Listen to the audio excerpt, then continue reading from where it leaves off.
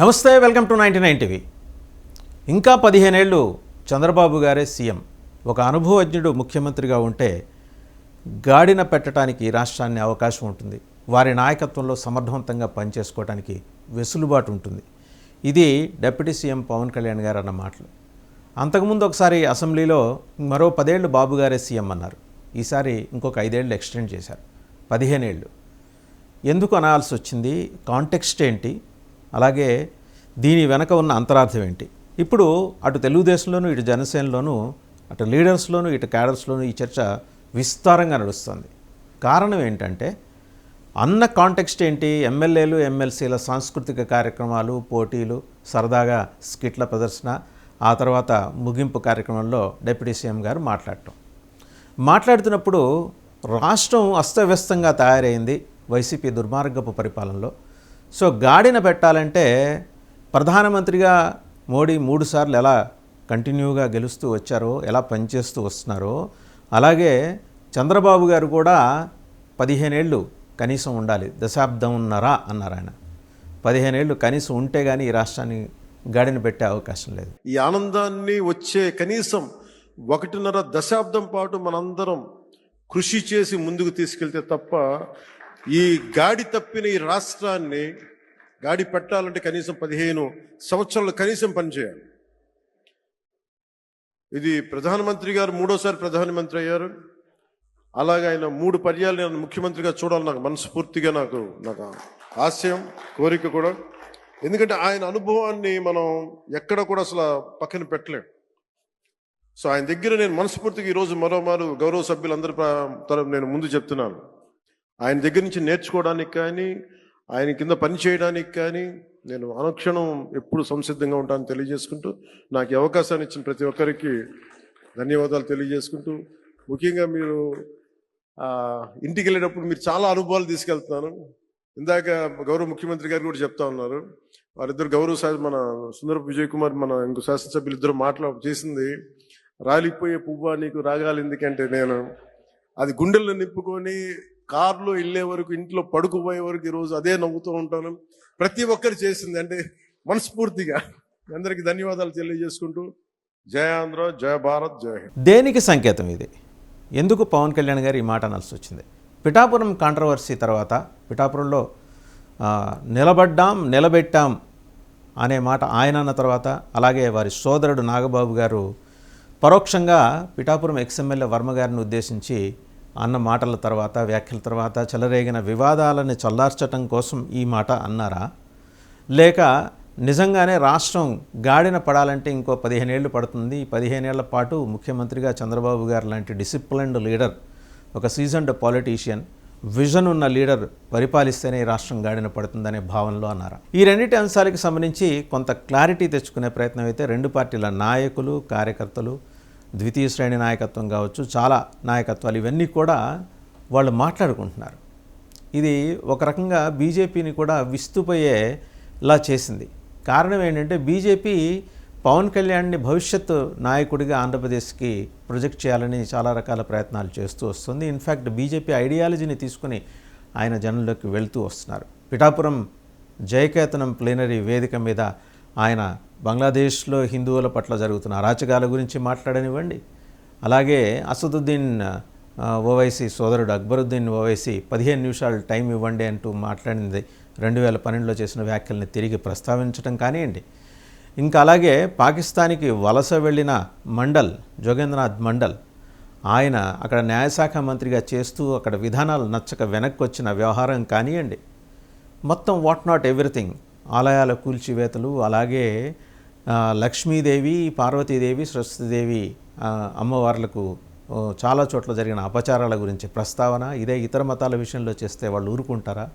Majority హిందువుల మనోభావాల గురించి ప్రశ్నిస్తే అది మతోన్మాదమా అంటూ నిలదీసిన వ్యవహారం. కానీ మొత్తానికి ఏంటంటే దేశం మొత్తం దృష్టిని ఆయన ఆకర్షించిన తర్వాత దాన్ని మించిన కమోషన్ ఎక్కువ దేనికి వచ్చిందంటే, నిలబెట్టాం 40 ఏళ్ల తెలుగుదేశం పార్టీని కూడా నిలబెట్టామంటూ చేసిన వ్యాఖ్య ప్లీనరీ వేదిక మీద, అలాగే వారి సోదరుడు నాగబాబు గారు చేసిన వ్యాఖ్యలు, ఇవి కొంచెం ఇబ్బంది కలిగించాయి. మొత్తానికి ఏంటంటే తెలుగుదేశం జనసేన మధ్య రిలేషన్స్ స్ట్రెయిన్ అయ్యేట్టుగా చేశాయన్నమాట.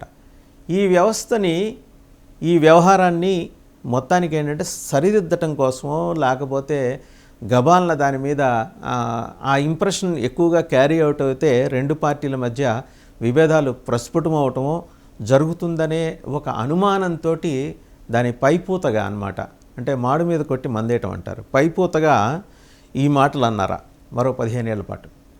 వయసు రీత్యా కానీ లేకపోతే ఇతరత్ర చూసిన 45 ఏళ్ల పాటు రాజకీయాలను నడిపిన చంద్రబాబు గారు ఇప్పటికే 3వ దఫా ముఖ్యమంత్రి. ఆయన ఇంకొకసారి 4వ దఫా ముఖ్యమంత్రి, ఇంకొకసారి కాకుండా ఇంకా 2 దఫాలు ఆయన కోరుకుంటుంది. ఇప్పుడు నడుస్తున్న 5 ఏళ్ళు కాకుండా ఇంకొక 10 ఏళ్ళు ఆయనే ముఖ్యమంత్రిగా ఉండాలి అంటే ఉద్దేశం ఏంటి? రాష్ట్రం అంతగా అధోగతి పాలైంది, దాన్ని గాడిన పెట్టాలి, ఆర్థిక వ్యవస్థను చక్కదిద్దాలి, సంపద సృష్టించాలి, దీనికోసం ఒక విజన్ ఉండాలి. ఆ విజన్ ఉన్న నాయకుడు చంద్రబాబే.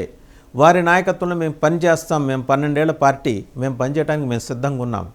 మరి జనసేన కార్యకర్తల ఆస్పిరేషన్స్, వాళ్ళ అంబిషన్స్, వీటన్నిటిని అడ్రస్ చేసేవాళ్ళు ఎవరు? దీని మీద అయితే చర్చ విస్తారంగా జరగాలి కదా. అందుకని జనసేనలో అంతర్మథనం జరుగుతోంది. అలాగే తెలుగుదేశంలో ఒకంత ఆనందం అయితే వెల్లివేస్తుంది. కారణం ఏంటంటే జనసేన సోషల్ మీడియా ప్లాట్ఫామ్ నుంచి దీనికి సంబంధించి ప్రతిఘటన విపరీతంగా ఎదురైంది. కొంత వాగ్యుద్ధం కూడా జరిగింది సోషల్ మీడియా వాల్స్లో. తెలుగుదేశం జనసేన కార్యకర్తలు కానీ, ద్వితీయ శ్రేణి నాయకత్వం కానీ, తృతీయ శ్రేణి నాయకత్వం కానీ పరస్పరం సంఘర్షించుకోవటం, అలాగే మీడియా డిబేట్స్లో దీని గురించి వాగ్యుద్ధాలకు దిగటం, ఇవన్నీ చూసాం. వర్డ్స్ జరిగినాయి. సో దీనికి స్వస్తి చెప్పాలి, ఒక హార్మోనీ క్రియేట్ చేయాలి, రెండు పార్టీల మధ్య ఒక సామరస్యపూర్వక వాతావరణం క్రియేట్ చేయాలనేది పవన్ కళ్యాణ్ గారి భావన అయి ఉండొచ్చు. ఇన్ఫ్యాక్ట్ మనం కనుక ఆ రోజు ప్లేనరీ వేదిక మీద నుంచి పవన్ కళ్యాణ్ గారు మాట్లాడిన మాటలు ఒకసారి చూద్దాం, అలాగే నాగబాబు గారు మాట్లాడింది కూడా చూద్దాం. మనం నిలబడ్డాం, పార్టీని నిలబెట్టాం, మనం నిలదొక్కుకున్నాం. మనం నిలదొక్కుకోవటమే కాకుండా 4 దశాబ్దాల టీడీపీ పార్టీని కూడా నిలబెట్టాం. అయితే ఇక్కడ పిఠాపురంలో పవన్ కళ్యాణ్ గారు అఖండ విజయం సాధించడానికి 2 ఫ్యాక్టర్స్, 2 ఇంపార్టెంట్ ఫ్యాక్టర్స్. ఒకటి మన ప్రెసిడెంట్ జనసేనాని పవన్ కళ్యాణ్ గారు అయితే, రెండో ఫ్యాక్టర్, నాటి వ్యక్తి ఫ్యాక్టర్ పిఠాపురం జన సైనికులు, పిఠాపురం పౌరులు, పిఠాపురం ఓటర్స్.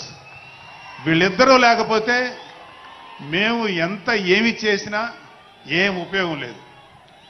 సో మాలో ఎవరైనా ఇంకెవరైనా సరే పవన్ కళ్యాణ్ గారి విజయానికి నేనే దోహదపడ్డాను అని ఎవరన్నా అనుకుంటే అది వారి కర్మ, అంతకంటే ఏం చేయలేదు. చూసాం కదా ఇప్పుడు వీళ్ళిద్దరూ మాట్లాడిన వ్యాఖ్యలు చూసిన తర్వాత, చేసిన వ్యాఖ్యలు, ఆ ప్లేనరీ వేదిక మీద చేసిన వ్యాఖ్యలు చూసిన తర్వాత ఒక అన్వాంటెడ్ రిఫ్ట్ అయితే డెవలప్ అయింది, ఒక అనివార్యమైన దురదృష్టకరమైన ఒక గ్యాప్ అయితే డెవలప్ అయింది. దాన్ని పూడ్చాలి అర్జెంటుగా.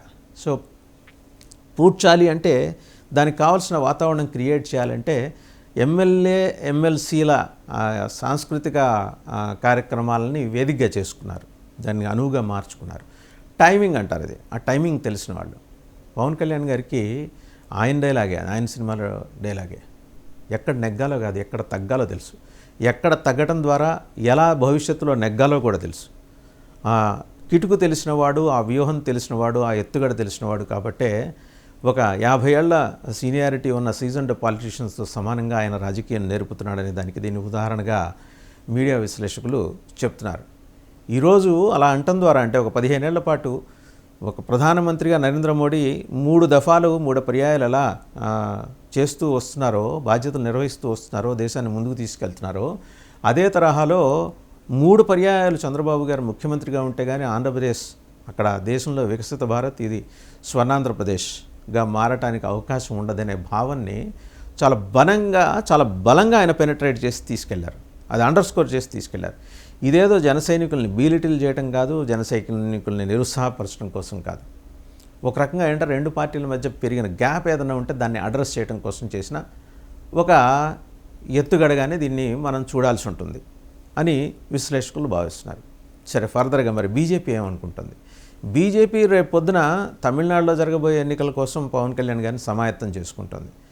ఆయన ద్వారా రకరకాల అంశాలని తెర మీద తీసుకొచ్చింది. త్రిభాష అంశానికి సంబంధించి, త్రిభాషా ఉద్యమానికి సంబంధించి ఆయన మాట్లాడింది. అలాగే డిఎంకే కన్సర్న్స్ వాటి మీద ఆయన చేసిన విసురులు, విమర్శలు.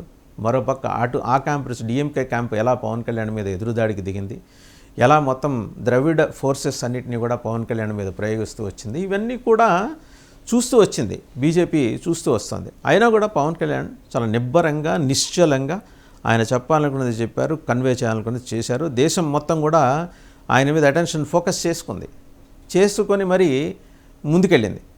సో ఈ క్రమంలో జనసేనని ఎలాంటి జనసేన మీద బోల్డెన్ హోప్స్ పెట్టుకున్న బీజేపీ, జనసేన తనకిచ్చిన రెస్పాన్సిబిలిటీ నుంచి డీవియేట్ కాకుండా ఎలా తనతో పాటుగా ముందుకు తీసుకెళ్లాలనే ఆలోచనలో బీజేపీ ఉంది.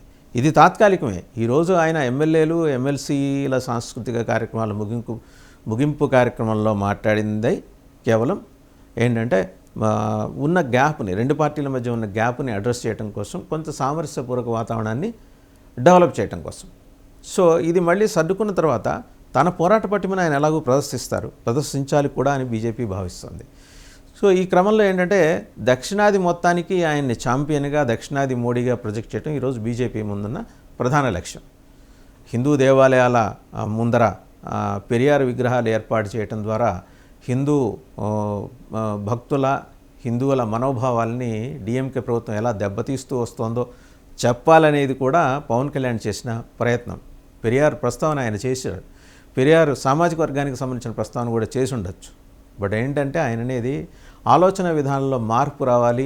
ఆ రోజున్న పరిస్థితుల్లో పెరియార్ ఆ రకంగా చేసి ఉండొచ్చు కాక, అలాగని దాన్ని తీసుకొచ్చి ఈరోజు హిందువుల్ని రెచ్చగొట్టే విధంగా చేస్తే ఊరుకోను అనేది ఆయన చెప్పాలనుకుంటున్నారు. మొత్తానికి పవన్లో రెండు పార్శ్వాలు. రాష్ట్రానికి సంబంధించి ఒక పవన్ అయితే, ఇక జాతీయ వ్యవహారాలకు వచ్చేప్పటికీ పవన్ వ్యవహార శైలి భిన్నంగా ఉంటుంది. ఈ రెండు ఆయన తేడతెల్లని చేయాలనుకున్నారు, చేశారు.